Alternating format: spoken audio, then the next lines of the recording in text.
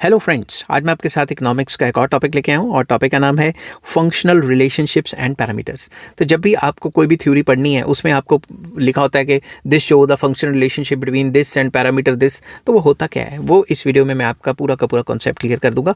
तो शुरू करने से पहले बता दूं कि इस चैप्टर के सारे लिंक्स आपको इस वीडियो के डिस्क्रिप्शन में मिल जाएंगे। चलिए शुरू करते हैं without wasting any time. A functional relationship among two और more variables implies that there is some unique relationship between their magnitudes, such as a change in the magnitude of one variable is associated in some regular or definite way with the change in the another variable. Functional relationship हमें बताते हैं कि दो या दो से ज़्यादा variables आपस में किस तरीके से रिलेटेड हैं, कैसे कुछ वेरिएबल्स में चेंज आने से दूसरे वेरिएबल्स में चेंज आता है। ये चेंज प्रोपोर्शनेटली भी हो सकता है, नॉन प्रोपोर्शनेटली भी हो सकता है, किसी भी तरीके का चेंज हो सकता है। For instance, in the micro economic studies we often say that the quantity demanded is a function of price. हम ये कहते हैं क्वांटिटी जो है वो डिमांडेड जो है डिमांड प्राइस पर डिपेंड करती है। These two variables are related in such a way that a certain increase or decrease in the price of a commodity given the other factors bring about fall or a rise in the demand for a commodity। तो ये जो price और demand है ये आपस में इस तरीके से रिलेटेड है। अगर बाकी सारे फैक्टर्स को हम कांस्टेंट ले लें तो एक के चेंज आने से दूसरे में चेंज आएगा, ठीक है। और चेंज आएगा इन्वर्स रिलेशन में, अगर गिवन गुड्स हैं तो पॉजिटिव में। समझ की बात। तो there is an opposite variation in price and the demand will be regarded as an inverse function of price। तो क्योंकि नॉर्मल गुड्स के केस में या नॉर्मल केस में प्राइस और डिमांड में नेगेटिव रिलेशन है तो हम इसको इन्वर्स फंक्शन कहते हैं। समझ की बात। और अगर पॉजिटिव रिलेशन होता, यहाँ पे ये होता कि supply is a function of price, तो हम इसे पॉजिटिव रिलेशन कह देते। समझ की बात, पॉजिटिव फंक्शन कह देते। On the other hand supply is the direct function of price of a commodity. Supply तो प्राइस पे डिपेंड करती है, डायरेक्ट फंक्शन है, पॉजिटिव रिलेशन है। It implies that a rise और fall in the price of a commodity brings about some extension or contraction respectively in the supply of a commodity। तो इससे हमें पता लगता है कि अगर प्राइस बढ़ गया सप्लाई बढ़ जाएगी तो एक्सटेंशन ऑफ सप्लाई हो जाएगी, और अगर प्राइस कम हो गया सप्लाई कम हो जाएगी तो कॉन्ट्रैक्शन ऑफ सप्लाई हो जाएगी, ठीक है। द फंक्शनल रिलेशनशिप में बी एक्सप्रेस एज, हम ऐसे लिख सकते हैं इनको, demand is a function of price. तो हम इसको ऐसे पढ़ते हैं, डिमांड इज अ एफ मतलब फंक्शन ऑफ प्राइस। सिमिलरली हम ये भी कह सकते हैं supply is a function of price. Supply भी तो प्राइस पर डिपेंड करता है, तो इसको हम क्या कहते हैं, functional relationship. These notations means that demand and supply मतलब D and S depends upon the price in some systematic way. Systematic तरीके से, जैसे यहाँ इन्वर्स फंक्शन हो गया, यहाँ पॉजिटिव फंक्शन हो गया, ठीक है। Here demand and supply are the dependent variables. Demand और सप्लाई जो है वो डिपेंड किस पे करते हैं, price, and price is the independent variable, ठीक है। इन द फील्ड ऑफ, ये तो माइक्रो इकोनॉमिक्स की बात होगी। In the field of macro economics also there are numerous functional relationships. For example, consumption is a function of income. तो हम कह सकते हैं कंजम्पशन इनकम पे डिपेंड करती है। कंजम्पशन हो गया हमारा डिपेंडेंट वेरिएबल, इनकम यहाँ पे इंडिपेंडेंट वेरिएबल। या फिर ये कह सकते हैं कि जो प्रोडक्शन है या आउटपुट है it depends upon N. N क्या होता है, employment.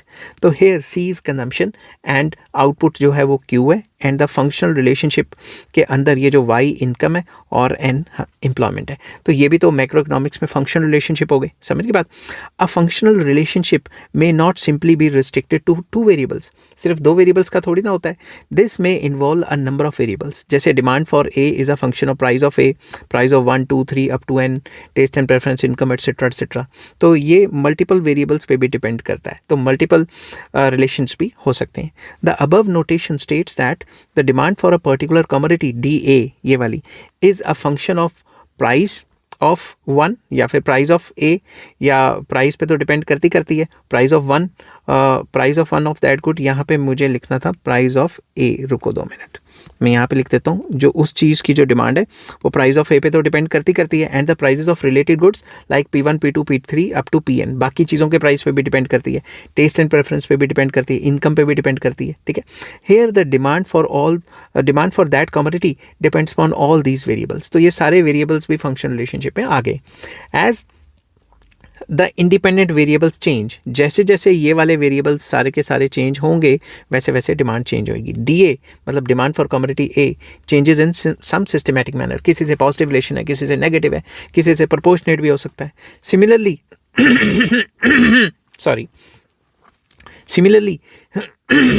we may give the following relationships. जैसे कंजम्पशन किस पे डिपेंड करता है, हमारा इनकम पे भी डिपेंड करता है, प्राइस लेवल पे भी डिपेंड करता है, क्वांटिटी ऑफ मनी पे भी डिपेंड करता है और रेट ऑफ इंटरेस्ट पे भी डिपेंड करता है। तो हम कह सकते हैं C is a function of Y, P, M and I. तो this notation suggests that consumption of a function depends on income. Consumption is a function of income. Income पे डिपेंड करती है, प्राइस लेवल पे depend करती है, quantity of money पे depend करती है और रेट ऑफ इंटरेस्ट पे डिपेंड करती है। तो ये भी हमारा फंक्शनल रिलेशनशिप हो गया। Most often in case of economic relationships we take assumptions of ceteris paribus। आपको ये पता है जब भी हम थ्योरीज पढ़ते हैं तो हम other things being constant, other things being equal या सिट्रस पैरिबस की जो है अजम्पशन ले लेते हैं और other things remain same. In the demand analysis we suppose that the prices of related goods, taste and preference and income remains same and therefore demand for A is a function of price of A। हम क्या करते हैं कि अगर हम other things being equal ले रहे हैं फंक्शन रिलेशनशिप में तो हम उसके उस वेरिएबल के ऊपर बार नहीं लगाते, बाकी सब के ऊपर बार लगा के उसे कांस्टेंट कर देते हैं। तो इसमें भी हम ये कह सकते हैं कि ये सीट्रस पैरिबस या अदर थिंग्स बीइंग इक्वल वाला पार्ट बन जाता है। Here P1 P2 up to Pn T and Y are shown with the bars above them indicating that these are constants. तो ये सारे कॉन्स्टेंट्स हैं और जो डिमांड फॉर ए है वो पी ए पे ही डिपेंड करता है। सच वेरिएबल्स यहाँ से समझना, मेन बात यहाँ से शुरू हुई है। सच variables which in a functional relationship are assumed to be constant are parameters। किसी भी रिलेशनशिप में अगर आप कुछ वेरिएबल्स को कांस्टेंट मान रहे हो तो उनको पैरामीटर्स कहते हैं। Now we can also say that consumption is a function of income, और ये जो प्राइस लेवल था और जो आपकी वेल्थ थी और ये जो मनी की क्वांटिटी थी ये कांस्टेंट मान ले तो ये हमारे पैरामीटर्स हो गए। ठीक है, they are assumed to be constant and such these are parameters and C and Y are respectively the dependent and independent variables। तो ये जो C और Y है ये डिपेंडेंट इंडिपेंडेंट वेरिएबल हो गए और बाकी जो सारे हैं वो हमारे पैरामीटर्स हो गए। The functional relationship between production Q and employment N can also be expressed as, हम कर सकते हैं Q is a function of N, technology और जो कैपिटल का स्टॉक है वो कांस्टेंट रहेगा। It implies that techniques T and stock of capital K remains constant and hence they are parameters। तो इसमें T बार और K बार पैरामीटर्स हो गए and the short run production function level जो है वो एम्प्लॉयमेंट पे ही डिपेंड करता है। तो इसमें Q जो है वो dependent variable, N is the independent variable हो गया। तो इस वीडियो में मैंने आपके साथ डिस्कस किया कि डिपेंडेंट वेरिएबल, इंडिपेंडेंट वेरिएबल के साथ साथ ये जो पैरामीटर्स होते हैं वो क्या होते हैं और इनके फंक्शन रिलेशनशिप क्या होते हैं। ठीक है, आई होप ये वीडियो आपको पसंद आई होगी। अगर पसंद आती है तो please like, share and subscribe. Next video में मैं आपके साथ डिस्कस करूंगा आइडेंटिटीज़ क्या होती हैं, आइडेंटिटीज़ क्या होती हैं और इक्वेशंस में जब हम आइडेंटिटीज़ लगाते हैं तो किस तरीके से लगाते हैं और क्यों लगाते हैं और इनका मतलब क्या होता है, उसके ऊपर मैं एक अच्छी सी वीडियो लेके आऊँगा। ठीक है, तो अगर आपको मैथमेटिकल इकोनॉमिक्स भी समझनी होती है या इक्वेशन समझनी होती हैं तो ये बेसिक चीज़ें जो आपको आनी चाहिए। तो इसी पे मैं ये वीडियो ख़त्म करता हूँ। अगर आपको ये वीडियो पसंद आती है तो please like, share and subscribe. Take care, bye bye.